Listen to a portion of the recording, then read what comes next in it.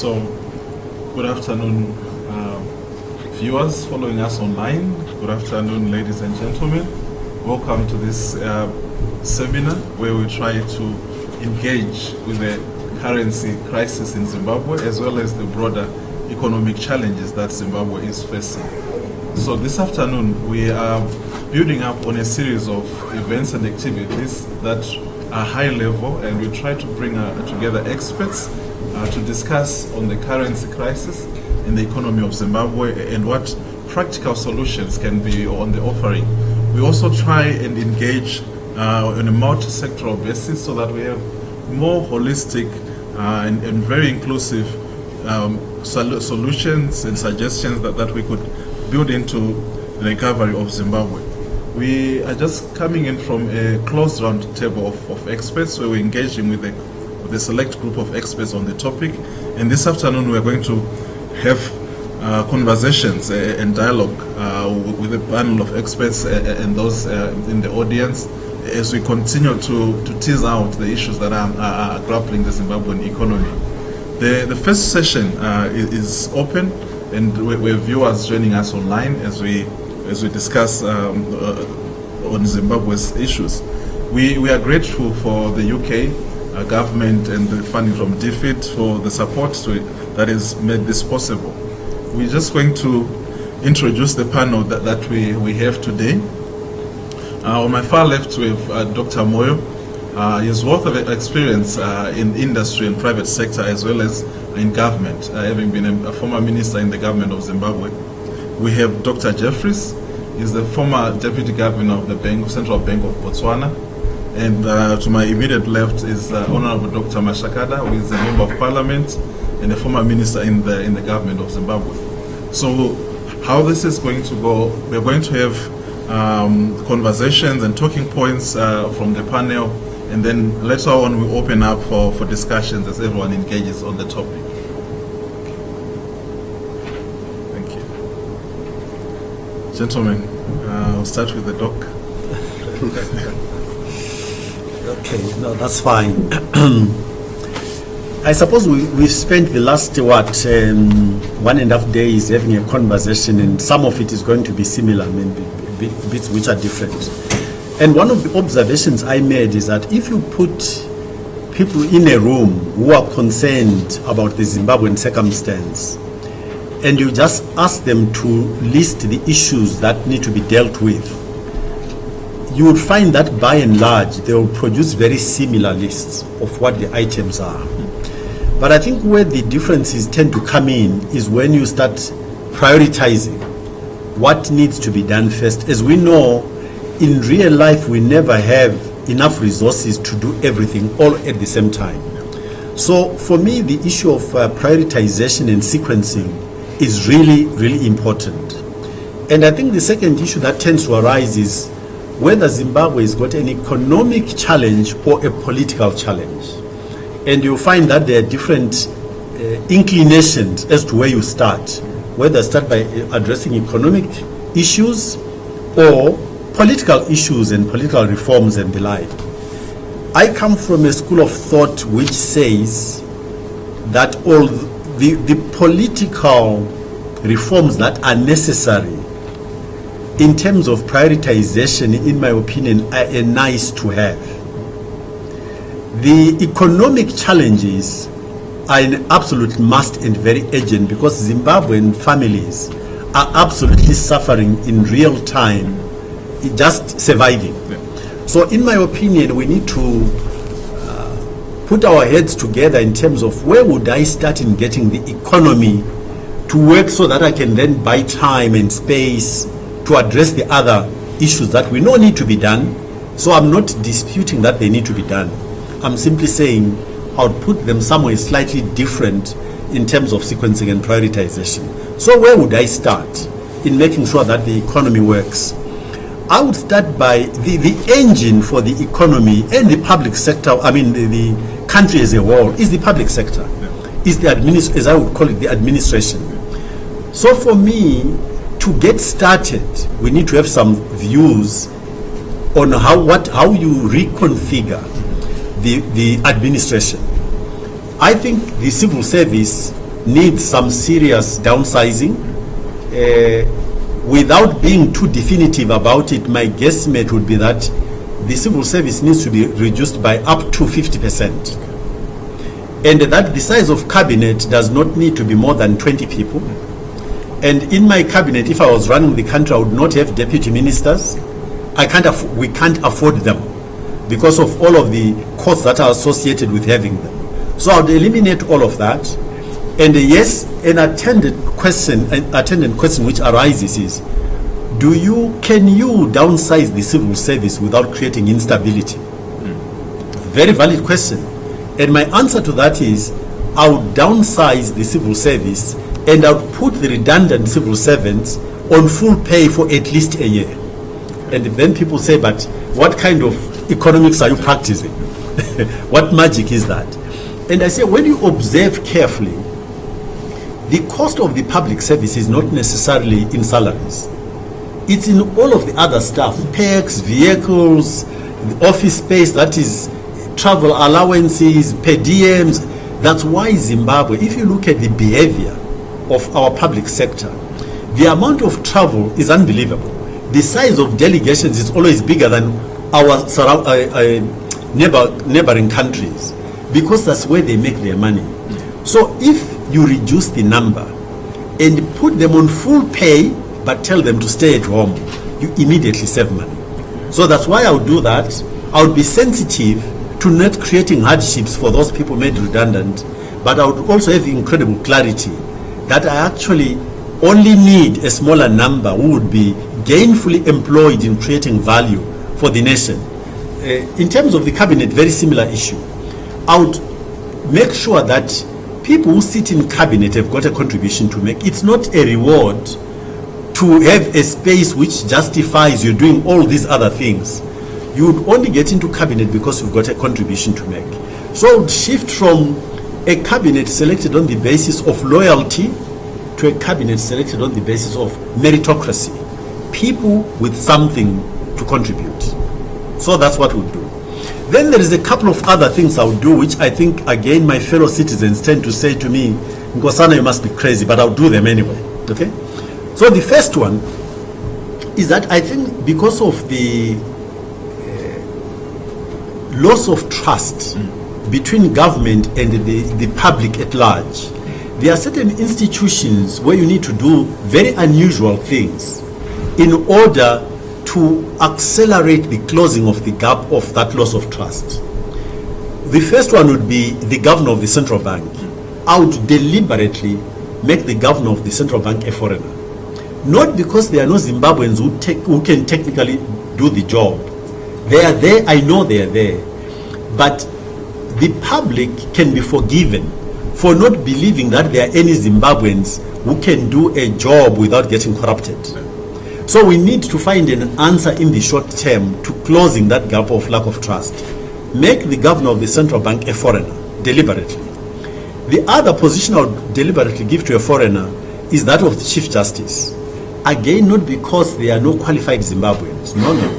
Because I would be managing a different issue. I want the society to, as quickly as possible, begin to believe in these institutions again. So I would make the Chief Justice a foreigner. The other position I would consider, incidentally, is the head of police.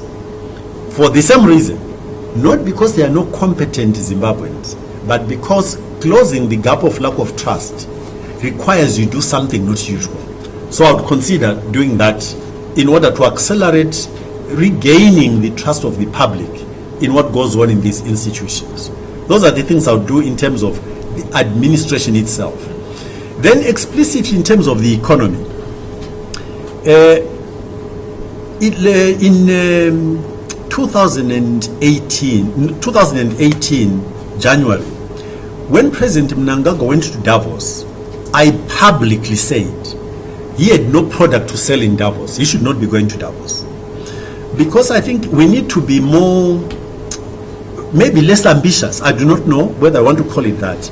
But my starting point in terms of mobilizing investment in Zimbabwe would not start any further afield than the people who've already invested in Zimbabwe and they've got their facilities mothballed. There are people who've invested and lost money, and they are waiting to see something change. So that would be the first group I would engage with, to see what we can do differently to get the economy going again. The second group would be South African investors. They are next door, they understand the Zimbabwean economy intimately. These are the two groups I would engage in order to kickstart the economy. And then from a sector point of view, I would look to three sectors primarily. Tourism, I would look to mining, and I would look to agriculture. And put appropriate policies to get those going, because there are no hanging fruit and you can get those to happen very quickly.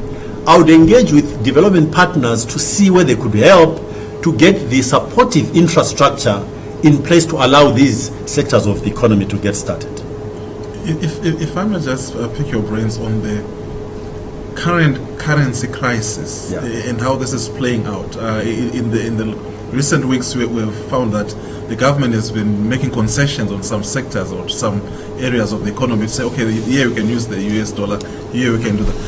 What is happening in your mind, and how would you think this should work and go about it? My response is that Zimbabwe does not have a currency crisis. Okay. I know that's not what most people think.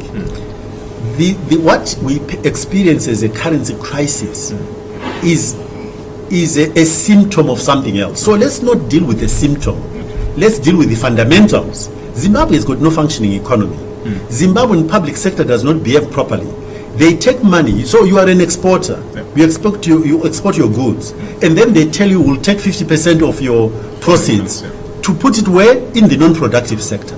So Zimbabwe, if you want to tackle the currency crisis, you have to tackle what is causing it. Yeah? Okay. This is a consequence, not the cause of the problem. Thank you very much. I'll come to Dr. Mashakada, and maybe to pick from where Dr. Nkosana left on the currency and how this is playing out in the broader economic challenges that the country is facing. Thank you. First of all, I would like to discuss the nature of the beast. What is the problem? What is the nature of the problem in Zimbabwe? The nature of the problem is political and economic. On the political side, the greatest issue is confidence. For economies to function, for economics to perform, for investors to invest, there has to be two kinds of confidences: public confidence and market confidence. And after the elections of last year, the confidence has fallen down. So there are legitimate issues around those elections and the outcome of the elections, which is polarizing Zimbabweans quite deeply. So we don't have one national vision regarding how to take the country forward after the elections. So we've still got a dispute arising from the elections, which were not endorsed by the European Union, which were not endorsed by the Commonwealth, and so on, and other observers. So we still have got an elephant in the living room in terms of the legitimacy issues. The other problem, which is political, is corruption. There's a lot of headlines around corruption, and when this corruption, resources are diverted from public service delivery to private pockets or to private individuals. So we are trying to deal with that, and it's a huge problem. The third problem, which is political, is state capture. When the economy is not performing, you have got individuals who are able to capture the system of government, the system of the state, whether through tender systems or through personal finance advances to government, and so on and so forth. So the government will definitely get compromised through state capture. So that's the political issues that we have to deal with. But now coming to the economy and particularly the currency issue that you have flagged, for me the currency is linked to two issues. The first issue is the liquidity crisis. The second issue is the exchange rate crisis. And then the currency issue pops up naturally because of these things. We've got a serious liquidity crisis because we cannot access international capital. because of political sovereign risk, and also because we are not a conducive destination for investment. So our capital account is not performing. So we've got a huge challenge to access money from the international markets. And money from the international markets is reasonably cheaper than local domestic finance, because you can access international money at a rate of 5 to 7%. But the domestic interest rates in Zimbabwe are now 70%. So which company can borrow at those rates of 70%? So there's a challenge. So we've got a huge liquidity crisis, but we've been assisted by Afrexim Bank and African Development Bank. They've also done their bit, but still the magnitude of the capital deficit is very huge. Now, linked to that, we've got then the problem of currencies. I've told you that we are lacking capital, we are lacking new loans, we lack new finances. So the currency that we've been using, which is the United States dollar, has come under attack. Right. Demand has outstripped supply, and hence there was a general shortage of United States dollar as the dominant currency. So government introduced bond notes to try to deal with the shortage of United States dollars. And the bond note was introduced as an export incentive, a 5% export incentive. And I warned that this money was going to find itself into the financial and banking system eventually. And that happened. The bond note became legal tender and a medium of exchange. But the problem is that it was not available on call or as a demand deposit. It was not available. Hence we had queues in the banks wanting to access the bond note. And the problem was that this bond note was equated to the United States dollar on 1:1. And eventually the RTGS also came into the scene, equated with the US dollar on 1:1. And I was saying, the RTGS I knew when I was growing is called real RTGS, real time gross settlement. So it's a payment platform. But we are ingenious in Zimbabwe. We've converted it into a currency. Again, it was put on 1:1. And what killed this economy was that people who had access to official channels of getting US dollars would get that money, go to the black market, burn that money, buy United States dollars, and go on that vicious cycle. So that really drained the resources of the country, because the 1:1 was a fallacy.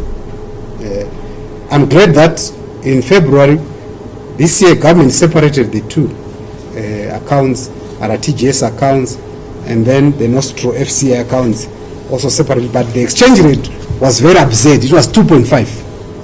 When the black market was already 6 to 7%. So again, that premium, that arbitrage still existed. People would still do double dipping, one from the forex market and then offload on the parallel exchange market. So the exchange rate has played a havoc in Zimbabwe because of the premiums, and that has fed into inflationary pressures. And through also complementing treasury bills, which increase demand supply. So there's heavy inflationary pressure coming from the throughput of treasury bills as well as the exchange rate premiums. By June, inflation was 175% year-on-year inflation, and the authorities thought it was no longer making sense to continue to measure inflation because of the changes in the currencies. So they have to wait for a year so that they can compare apples with apples. But yesterday I listened to Professor Hang. He estimates inflation in Zimbabwe to be 745%. Because he's an expert on Zimbabwe, he has been measuring inflation 745%. Now, Dr. Moyo is right that the current crisis is a symptom, it's symptomatic. What is the problem? The problem is low productivity, lack of investment, and lack of growth. That's the fundamental issues that underpin the issue of currencies. Because a currency is a derivative. It derives value from something. So if you're not producing your currency, if you don't have reserves, your currency remains useless. So what is the solution to the currency crisis? There are three solutions or options. The first option is to re-dollarize Zimbabwe, going back to the United States dollar. But it's like they call it a deja vu. You have been there before, so what would be the difference? That's why I don't see how we can re-dollarize, because we have seen it before. And in any case, the problem is being compounded because prices now are being indexed to the US dollar. They charge you RTGS prices or bond prices, but in reality they are indexed to the US dollar. And the property market is fully dollarized. Properties are sold in United States dollars, the rentals are demanded in United States dollars. And the government has not made it easier, because in the recent monetary policy statement, they've introduced United States denominated savings bonds with a coupon rate of 7.5% and a tenure of 12 months, which is transferable. So if you say you've de-dollarized, why are you introducing monetary instruments or assets which are still denominated in United States dollars? So that's policy inconsistency, which has been a hallmark of the government. It's been blowing hot and cold. And it's not good for the economy, it's not good for investment. If you stick to a policy, if you say we are now de-dollarizing, do it. The second option is, of course, to go to introduce the local currency. But what are the fundamentals that are required to sustain a local currency? I don't see those fundamentals present in the case of Zimbabwe. I've already talked about the reserves. Right now, our reserves are minus 1.7 billion United States dollars. So we need to rebuild our reserves first. We need to deal with our trade balance, the trade deficit. South Africa is the main trading partner. We need to deal with our trade deficit. We need to make sure that productivity is increased, so that our currency, people can have confidence in the currency. So the jury is still out on when we are going to have our own currency. Right now, I don't agree that we've got our own currency until we decommission the bond note and the RTGS. I don't believe we have a new currency. A new currency should have some features that are publicly known, and it should be gazetted as an official currency, as legal tender of the country. It has not happened. So we are putting the cart before the horse. The third option is the rand, adopting the rand as our currency. And the compelling argument is that 60% of our trade is with South Africa. Now, why can't we then adopt the rand propelled by the trade between the two countries? There are quite a number of challenges to that. We'll surrender our monetary policy sovereignty, and the South African State Bank will be in charge. Again, the issue of reserves might not be an issue, but certainly we need to have some reserves sufficient enough also to back up the supply of the rand, and so on and so forth. We have to join the SACU or the CMA also to get into the ballpark. So these are some of the options that are at play. But it's easy just to say let's re-dollarize, because that's the easy option. We did that in 2009, and we eliminated inflation. So you don't think you just say let's re-dollarize, but we want something that will give us a policy thrust, a policy trajectory in our own right as a country. So that would be my assessment of the currency crisis in the context of the exchange rate crisis and the liquidity crisis, but also in the bigger picture of a political crisis, a governance crisis, a legitimate crisis. Thank you, Dr. Masaka. And I was going to say that there are 5 steps which I recommend we follow to resolve the financial economic crisis. The first step is that we need Zimbabweans to dialogue. Okay, we need Zimbabwe to dialogue and agree on the way to rescue the country, and maybe think of a transitional mechanism as an outcome of the dialogue, address issues of economic reforms, political reforms, electoral reforms, and economic reforms, and then of course make sure that the next contestation will not be as bad as the one that took place last year. Thank you. Thank you, Dr. Musa. Dr. Jeffries, having worked in the monetary policy space, we've had the politics of it. But what are the technical issues, including joining the RAND Union, and what is taking place in the Zimbabwean monetary space right now? Okay, thanks. I mean, I think as both my colleagues have said, you can't just address currency issues on their own. They're linked to other political and economic issues. And if we look at the present problems facing the currency,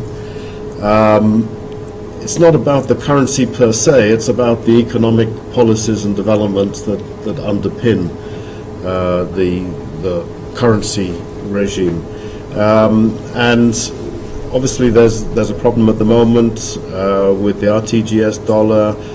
It's weakening steadily. We have very high inflation. And why is that? If you look at, and obviously before it was formalized in February, we had the dollarized US dollar regime, but with lots of stresses and strains and imbalances. And I think for any currency regime to work, it needs several factors. One is the strength of the currency and the stability of the currency, whether it be US dollar or a local currency. The stability of the currency requires fiscal policy to be balanced. I'm not saying that you have to have a zero deficit, although a zero deficit may help, but at least if there's going to be a budget deficit, it's got to be contained and small. You need a balance of payments that also supports the currency. Now, one of Zimbabwe's big problems is that it's been running current account deficits, and that's not unusual for a developing country. In fact, it's generally the case that developing countries run current account deficits. In other words, that's the trade account, more imports than exports. That to a certain extent has been assisted by inflows from the diaspora, from transfers, but nevertheless, current account deficit. Now, the way that most countries would deal with that is by balancing it with a surplus on the capital account. And the capital account surplus can come from either borrowing, or so long-term borrowing, or from FDI inflows, or by short-term portfolio inflows. So those are the three sources of currency on the capital account. So when countries run current account deficits, they would normally offset that by having capital account surpluses, inflows of capital, which would underpin currency stability. Or alternatively, the exchange rate would adjust to bring the balance of payments back into balance. That's if you have a floating exchange rate. Now, Zimbabwe's problem recently has been, or ever since the multi-currency regime was introduced in 2009, was that it ran current account deficits, but for various reasons did not have access to capital inflows. That's why there was a liquidity problem. So you had more outflows of dollars on the current account than you had inflows, and obviously over time, dollars were draining from the economy. That's the liquidity crisis. Current account deficit and no access to capital inflows. That in itself had various causes. One was no confidence to stimulate inflows of FDI. and secondly, the fact that because Zimbabwe was in arrears to the major international financial institutions, World Bank, IMF, African Development Bank, it was not eligible for new borrowing. And in that situation, there's going to be very restricted access to capital. So that's on the external account why the dollarized regime was under stress. Now, obviously, if you have a foreign currency as your legal tender, the exchange rate can't adjust. But what we saw in Zimbabwe was the imbalances showing up elsewhere, particularly in the banking system, whereby although ostensibly balances were denominated in US dollars, they were not actually convertible to US dollars. And then that was compounded by fiscal problems. So initially, when the dollarized regime was introduced in 2009, and under the National Unity Government, the government ran a cash budget, which meant it only spent money that it received. And cash budget's a very good way to stabilize the fiscal situation. And that applied for a few years, but after the subsequent election, we found that the government was no longer respecting that, and governments started running deficit budgets, quite large deficit budgets, financed by the issuance and the rolling over of treasury bills. And that's really what caused the great divergence between the value of the banking system dollars, or what are now called RTGS dollars, and the legal tender, which was still then the US dollar. So that's the real source of currency weakness, is problems on the balance of payments, lack of access to international capital flows, and then compounded by what I would call irresponsible fiscal policy in 2015, 2016, 2017, etc. Now, whatever currency choice you make, you've got to deal with those underlying problems first. If you don't deal with the underlying problems, then your currency choice is irrelevant. Your currency choice can determine where the imbalances show up, but it doesn't alter the fact that there are imbalances. Now, the third thing you need for a stable currency is credibility in the issuer. And this is where Zimbabwe has had a weakness. Ever since the hyperinflation period, the credibility of the RBZ has been very limited. Now, by dollarizing in 2009, you immediately got credibility by taking the RBZ out of the equation. I think you're being very kind. Yeah, I am. I'm being diplomatic. This is on the record. The credibility was restored by removing the RBZ from the picture. And unfortunately, with the expansionary fiscal policy we've seen in the last few years, that whole credibility picture has been undermined by the move away from a true dollarized regime. So I think that with the need for that credibility picture, that is why the formalization of the RTGS dollar and the bond note as the legal tender of Zimbabwe from February, that's why it was a mistake.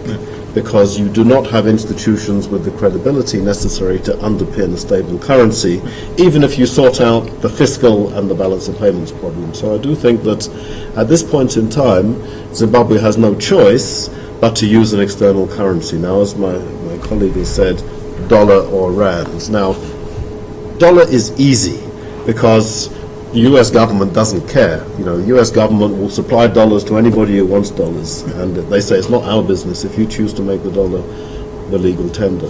So the dollar was an easy choice. I don't think it was a particularly good choice because what we found in Zimbabwe was the fact that there was instability in the dollar-rand exchange rate, and the rand, of course, is the major trading partner. That made it very difficult to rebuild Zimbabwe's international trade. So my personal view is that ideally the rand would be a much better choice as an external anchor currency, and in fact as the legal tender to stabilize the Zimbabwe economy. Now, it's not as easy because unlike the US government, the South African government does not let anybody use the rand. And because of the rules of the common monetary area, which is the zone where the rand circulates as legal tender, and because that area has capital controls, exchange controls on the capital account, essentially you can't randize, you can't adopt the rand as legal tender and convert everything to rand without the consent of the South African government. They have to agree, the government and the Reserve Bank. Now, the interesting thing is there is a formal multilateral monetary area agreement based around the rand, but as many of you know, Lesotho, Swaziland and Namibia are all part of that regional monetary agreement. The rand circulates in those countries as legal tender. And in principle at least, Zimbabwe could explore joining that monetary arrangement. And my personal view is that that is something Zimbabwe should be talking about. Now, I'm not saying the other members would agree. They might be worried. They might say, look, this is an unstable economy. We don't want a Greece messing up the rand monetary area like Greece messed up the Eurozone, small as it was. So I'm not saying what the answer would be from the Reserve Bank and the South African government, but at least there's a discussion to be had. And then if there was agreement in principle, one could then look at a sequential transition plan, which you couldn't do it overnight. It would require certain measures to be taken. But then in principle, if the decision's taken, one could look at a transition plan for converting all money balances in Zimbabwe to rands. I won't go into the technical details now. There are quite a lot of them, and it would be quite tough. But even that, you've still got to deal with the fundamental problems of the fiscal account and the balance of payments. And so in terms of just one thing that should be done is, even with the RTGS dollar and the bond notes currently circulating, part of the reasons that we still have a lot of problems in Zimbabwe is the attempt to control the exchange rate. And one thing the government should do immediately is just liberalize the foreign exchange market in its entirety. So at least you have a unified foreign exchange market. You don't have special windows for this and special access for that. Everybody pays the same price. The price is market determined. And the RTGS dollar becomes freely convertible between US dollars and RTGS dollars. That would at least stabilize the exchange rate in due course. It might stabilize it at a weak level, but it will stabilize it. So I think that's one thing that should be done immediately. The other crucial component: why does Zimbabwe have a balance of payments problem, current account deficit? One reason is that policy has involved taxing exports and subsidizing imports. Now, as any economist knows, if you tax something, you get less of it. If you subsidize something, you get more of it. So that fundamentally is a determinant of balance of payments problem. So what has to be done immediately is stop taxing exports by requiring exporters to convert some of their US dollars to RTGS dollars. That's a clear tax, and it discourages exports and it discourages investment in export production, which is the opposite of what Zimbabwe needs. So you've got to remove that compulsory conversion of US dollars. And the other is stop subsidizing fuel, because that's the biggest import, and of course that's a big reason for the import bill being so high. The price of fuel has to be market determined, and that's that. So you can deal with a few fundamental macroeconomic pricing challenges, which are not going to solve the whole problem, but they'll go some way towards at least helping the stabilization. Thank you very much. I think it's good that you ended on the note of subsidizing of the fuel, which is the face of the crisis now. The fuel crisis has become the face of the economic crisis in Zimbabwe. And why not say that the government is always playing catch up to the US dollar on the interbank rate, or even on the parallel market rate. And I think these are questions that we really need to tease more and to find out. The Zimbabwean government is being seized with the questions, especially from the opposition and from the general public, of why don't we go the rand way, right? Since it's our closest trading partner. But there have been arguments from the government, and one of them has been you need your own currency to join the rand union. What would you say there? Yeah, I don't think that's true. I don't know what has happened in terms of discussions between government of Zimbabwe and the government of South Africa, but if you look at the the formal agreement, the treaty, the multilateral monetary area agreement, which is available, it does not require members to have their own currencies. It is there as an option. It's available. You can have your own currency. So Namibia has the Namibian dollar. It's pegged at 1-for-1 with the rand. And what the agreement says is that if you have your own currency, if you have your own currency, there are certain rules about that currency which need to underpin a 1-for-1 conversion and free conversion between that currency and the rand. And essentially, to cut a long story short, when Namibia issues Namibian dollars, the Bank of Namibia, it must deposit an equal amount of rand at the Reserve Bank. So it's what we call a currency board arrangement. And that's what underpins the convertibility. And that is so you've got the multilateral monetary agreement, which is the treaty, and then there are bilateral side agreements between South Africa and each of the member states if they choose to issue their own currency, and that determines the rules under which those currencies are issued. But essentially, in all cases, it's a currency board to underpin convertibility, but you need the rands to back your domestic currency. But it's not a requirement. All the only requirements in the agreement are that, firstly, the rand is legal tender throughout all member states, and secondly, no other legal tenders are permitted other than national currencies issued in terms of the agreement and under the rules of the agreement. So you couldn't have, for instance, Swaziland would not be able to say, okay, oh yes, and the US dollar is legal tender. They would not be able to do that. But there's no requirement to have your own currency. It's an option. Okay. Well, thank you very much, gentlemen. And unfortunately, to our online viewers, this is where we end the broadcasting. The next session will be carried under Chatham House rules. And what it means, you cannot quote verbatim or quote the speaker. You could quote the event, but not the speaker, as we move on into a discussion on the currency crisis and the economic challenge that Zimbabwe is facing.